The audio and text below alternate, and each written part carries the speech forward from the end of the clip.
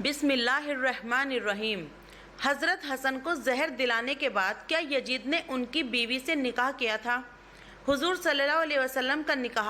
آپ کے نبی بننے سے پہلے 25 سال کی عمر میں حضرت خدیجہ رضی اللہ سے ہوا تھا کہ جن سے 4 بیٹیاں اور 3 بیٹے پیدا ہوئے، لیکن آپ کے لڑکوں میں کوئی بھی زندہ نہ بچتا۔ پیدائش کے کچھ ہی دنوں کے بعد ان سب کی وفات ہو گئی، اسی لیے آپ کی صرف لڑکیاں ہی لڑکیاں تھیں۔ نبوت کے 8ویں سال حضور صلی اللہ علیہ وسلم کی باندی حضرت ماریہ قبطیہ کے بطن سے آپ کی 8ویں اولاد پیدا ہوئی کہ جس کا نام حضرت ابراہیم رکھا گیا۔ آپ صلی اللہ علیہ وسلم کو اپنے اس لڑکے سے بہت زیادہ محبت تھی، کیونکہ لڑکوں میں آپ کی یہ پہلی اولاد تھی کہ جو کئی سالوں تک زندہ رہے۔ لیکن اللہ کی مرضی کہ حضور صلی اللہ علیہ وسلم کے یہ لڑکے حضرت ابراہیم بھی زیادہ دن زندہ نہ رہ سکے۔ آخر کچھ ہی سالوں بعد ان کی بھی وفات ہو گئی۔ بیٹے ابراہیم کی وفات پر حضور صلی اللہ علیہ وسلم کو اتنا بڑا صدمہ لگا کہ صحابہ اکرام بیان کرتے ہیں کہ اللہ کے رسول صلی اللہ علیہ وسلم نے اپنے بیٹے ابراہیم کو قبر میں دفن کرتے ہوئے کہا کہ اے میرے بچے ابراہیم، آج میرا دل بہت غمگین ہے اور میری آنکھوں میں آنسو بھرے ہوئے ہیں، لیکن میں صبر کروں گا اور اپنی زبان سے وہی بات کہوں گا جو میرے اللہ نے فرمایا ہے۔ حضور صلی اللہ علیہ وسلم کے بیٹوں میں سب کی وفات ہو گئی تو مکہ کے کافروں میں سے ایک نے کہا کہ اے محمد، اب تو تم بالکل بے نسل بن کر رہ جاؤ گے، کیونکہ تمہارا کوئی بھی لڑکا زندہ نہیں بچتا، تو اس کا صاف مطلب ہے کہ تمہاری وفات کے بعد تمہارا نام لینے والا کوئی بھی نہیں بچے گا۔ دشمنوں کی طرف سے ایسی باتیں سن کر حضور صلی اللہ علیہ وسلم کے دل پر بہت گہرا صدمہ لگا اور آپ غمگین ہو کر بیٹھ گئے۔ لیکن اسی وقت حضرت جبرائیل علیہ السلام اللہ کی طرف سے وحی لے کر آئے اور کہنے لگے کہ اے اللہ کے رسول، اللہ تعالیٰ سورہ کوثر نازل کرتے ہوئے فرماتے ہیں کہ اے میرے پیارے نبی، یہ کافر لوگ آپ کو بے نسل کہتے ہیں، تو انہیں جا کر بتا دو کہ آپ کا دشمن خود ہی بے نسل ہو کر رہ جائے گا۔ اور آخر یہی ہوا کہ 15 رجب سن 3 ہجری میں مدینہ منورہ کے اندر حضرت فاطمہ رضی اللہ کے بیٹے حضرت حسن سورہ کوثر کی ان آیتوں کی تفسیر بن کر اس دنیا میں تشریف لائے، اور پھر حضرت حسن رضی اللہ سے اللہ کے حضور صلی اللہ علیہ وسلم کی ایسی نسل چلائی کہ آج بھی آپ کو جگہ جگہ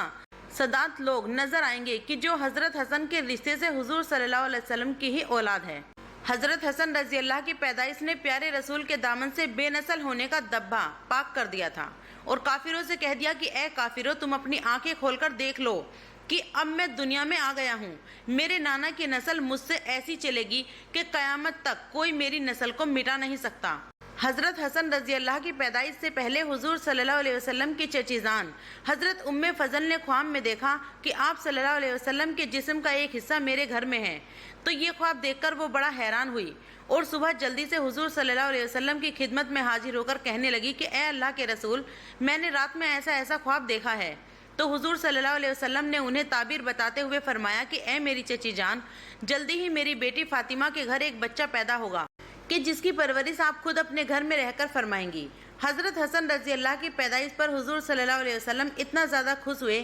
کہ جلدی سے بیٹی کے گھر آ کر اپنے ناتی کو گود میں لیا۔ گھر والوں نے حضرت حسن کا نام حمزہ حرب رکھا تھا، لیکن حضور صلی اللہ علیہ وسلم نے اپنے اس ناتی کا نام بدل کر حضرت موسیٰ علیہ السلام کے بڑے بھائی حضرت ہارون کے بیٹے کے نام سے ملتا جلتا رکھا، کیونکہ اللہ کے رسول صلی اللہ علیہ وسلم فرمایا کرتے تھے کہ حسن کے والد علی میرے لیے ویسے ہی مددگار ہیں جیسے حضرت موسیٰ علیہ السلام کے لیے ان کے بھائی حضرت ہارون تھے۔ حضرت حسن رضی اللہ نے 7 سال اپنے نانا کے زیر سائے گزارے، اسی لیے آپ کے اوپر حضور صلی اللہ علیہ وسلم کی ہزاروں عادتوں کا اثر تھا کہ جس میں سب سے مشہور عادت سخاوت تھی۔ حضرت حسن رضی اللہ اتنی زیادہ سخاوت اور غریبوں کی مدد کرتے کہ دیکھنے والا حیران رہ جاتا۔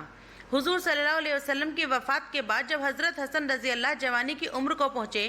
تو ایک بار وہ راستے سے کہیں جا رہے تھے کہ اچانک انہیں ایک غلام نظر آیا۔ اس غلام کے ہاتھوں میں ایک روٹی تھی، وہ روٹی کا ایک ٹکڑا خود کھاتا اور ایک ٹکڑا سامنے بیٹھے کتے کو کھلا دیتا۔ یہ دیکھ حضرت حسن رضی اللہ کو بہت زیادہ حیرانی ہوئی اور اس غلام سے پوچھنے لگے کہ تو ایسا کیوں کر رہا ہے؟ تو اس غلام نے جواب دیا کہ اے امام علی مقام، مجھے اس کتے کے سامنے بیٹھ کر اکیلے روٹی کھاتے شرم آتی ہے، اسی لیے میں روٹی کا ایک ٹکڑا خود کھاتا ہوں اور دوسرا اس کتے کو کھلا دیتا ہوں۔ یہ سنتے ہی حضرت حسن رضی اللہ نے کہا کہ اے غلام، تو اسی جگہ بیٹھے رہنا، میں ابھی واپس آتا ہوں۔